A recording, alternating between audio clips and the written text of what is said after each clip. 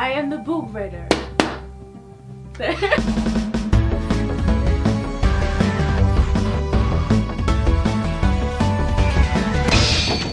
Lara Croft is a far cry from the character we once knew when she was first introduced by Core Design back in 1996. Sure, she was still a brilliant and educated archaeologist with a thirst for adventure, but she also had quite a gargantuan amount of visual appeal. If you take a step back, you'll see that she's had quite the extensive history in the gaming industry since the 90s. Yet, when I think about Lara Croft today, I almost subconsciously separate the Tomb Raider franchise from how it was received back then to how we view it today. It almost feels like the old Lara was an entirely different entity. The Tomb Raider games had a lot more hype surrounding them from the general public, and Lara stood out as a pioneer. While we have a lot of strong female characters in games today, the Tomb Raider franchise was birthed in an era that lacked a lot of that representation. So by default, she had more of a mainstream influence, and I think this higher demand for Lara in the 90s is kind of what has me splitting her franchise in half. She no longer holds that It Girl title. When the Tomb Raider games first blew up, Lara took the gaming community by storm. I mean, she was up against characters like Mario, Sonic, Crash, and even Duke Nukem. The Tomb Raider franchise had two things going for it that really helped to solidify itself with young gamers. The first being, the games were actually good. The Tomb Raider games were critically acclaimed, praised for their unique gameplay, and a massive success for its time. The main character could have just as easily been replaced with, I don't know, an anthropomorphic fox, and I don't think it would have erased how wonderful the games were to experience. Secondly, they created a character whose popularity exceeded that of her own game. Lara was an obvious babe, and this really helped her to stand out and also become super marketable, and gave her a life outside of the Tomb Raider franchise. Not only did she have widespread sex appeal, but Lara herself was a classy, respectable, and intellectual archaeologist. She was more than just her looks, and she was viewed by many as the total package. You take these two elements and you have yourself a successful series of games, a widely recognizable mascot that appeals to not just gamers, and most of all, money. Even if you never played Tomb Raider and saw a picture of her, you'd still know who she was. She was even Playmate of the Month in the 2008 issue of Playboy, a 3D video game character in 2008. Just think about that. How many characters at the time do you think were desirable enough to fans for them to have landed in Playboy? I always thought Lara Croft being multifaceted in such a way was really interesting. She had layers. If you never played the games and just knew Lara from face value, you'd think the games were saturated with sexual innuendo, when in actuality, her looks were never a heavy front and center thing in the game. It was a case of not judging a book by its cover. Sure, she would casually flirt and tease you here and there. Don't you think you've seen enough? But the gameplay and story took precedence over any sort of fan service. It was not a case of having a clickbaity character and a mediocre game. In reality, Lara was hot and her games were even hotter, and that's called smart marketing. Looking back on a time when Lara was at the height of her popularity, I'm reminded that her climb to success was not as easy as people would think. There was always that struggle for Core Design to maintain this certain image of Lara Croft. She was the unattainable, brilliant beauty, and it was always a difficult tug-of-war between how much appeal she was allowed to have, because again, Core Design was really insistent on maintaining her non-X-rated image. You can be hot and cool, but in the 90s it was kinda hard. Back in the 90s, with the internet being a new budding medium, some hardcore tech-savvy fans managed to cause a bit of a stir with the mainstream media by threatening the image of Core Design and Lara Croft. In today's video, I want to take a look back at the infamous Nude Raider scandal.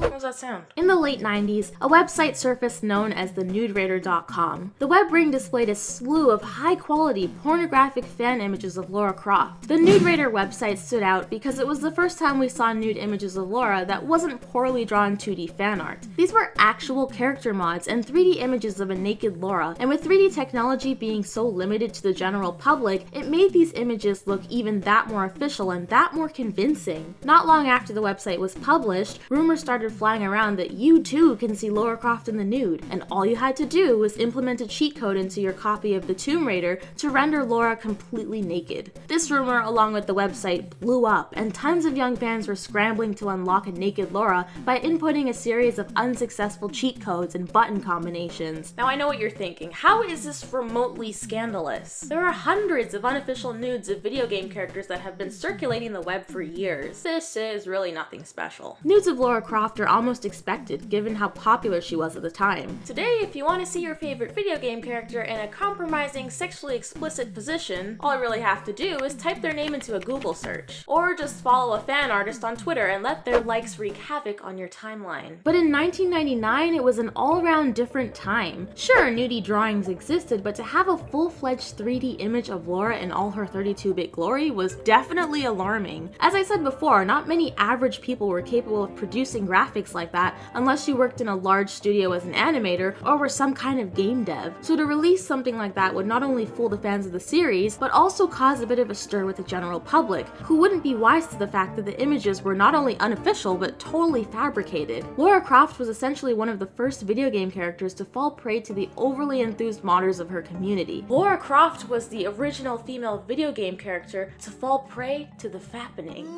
You suck. Oh, come on, I thought it was funny. Core Design was shook. Word about the website and alleged cheat codes started spreading faster, and was eventually picked up by a magazine known as EGM Magazine, who published an article acknowledging the existence of the site and provided the website name for readers of the magazine to search up the nude images. They also let their readers know that they don't condone or approve of it in any way, shape, or form, so you know it's okay. They're in the clear on that one, boys. After the publication of said article, EGM was unsurprisingly bombarded with letters from angry parents and family members, which they addressed in their fan letter portion of their follow-up issue, responding to their readers in a patronizing manner with things like, "Good thing you're a responsible big sister, Miss Hopkins, and refuse to let your little brother go to the site, right?" Very responsible and professional, EGM, just keeping in line with that good old 90s bad boy charm. Needless to say, EGM did not handle these public criticisms very well, and their response had only reflected worse on the image that Core Dynamics was trying to keep intact. It was a big old bag of yikes, and I'll try and provide links to some of their saucy responses in the description of this video. Core Design had a lot of fears that this would be the thing that would soil Lara's PG-13 image and damage her reputation. I mean, her career had taken off to a point where she was sponsoring products that had nothing to do with the Tomb Raider franchise and was appearing in promotional ads for other products. She became such a household name that she was even appointed as the unofficial ambassador for British scientific excellence by Science Minister Lord Sainsbury, which is insane because she's not even real. At this point in time in Lara's career, she was like a real-life mini-celebrity. But having the Nude Raider website exist, and the cheat code rumor continuing to make waves, was too much of a risk for Core Dynamics to gamble with, and was not the sort of publicity they were looking to garner. The company didn't want Lara Croft to be associated any way, shape, or form with pornographic material online, as many of their fans were under the age of 18. So as a result, later that year, Eidos and Core Design filed a cease and desist letter to the owners of NudeRaider.com, who were hosting the Nude Raider Patch. The site was eventually shut down, and Eidos Interactive was awarded the rights to the domain name to ensure that something like that would never happen again.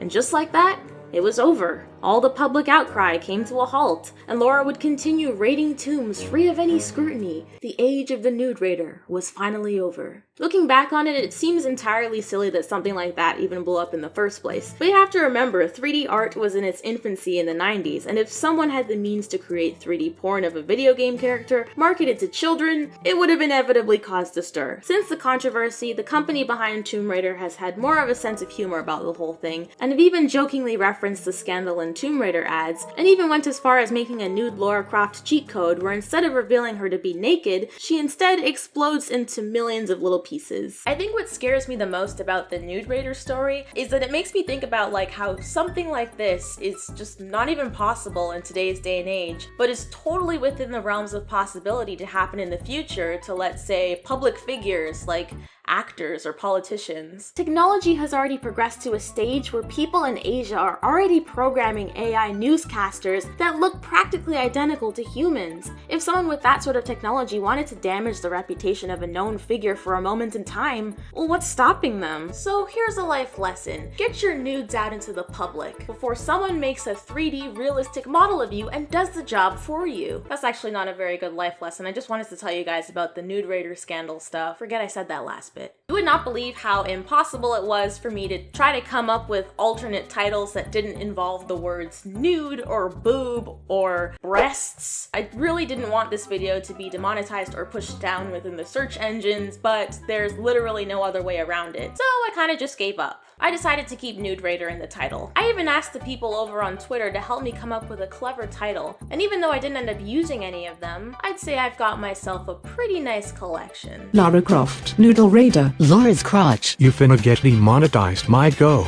You feel me? The Fappening is the one I've seen really overdone. Rise of the Nude Raider. Lara Croft, Nude Raider.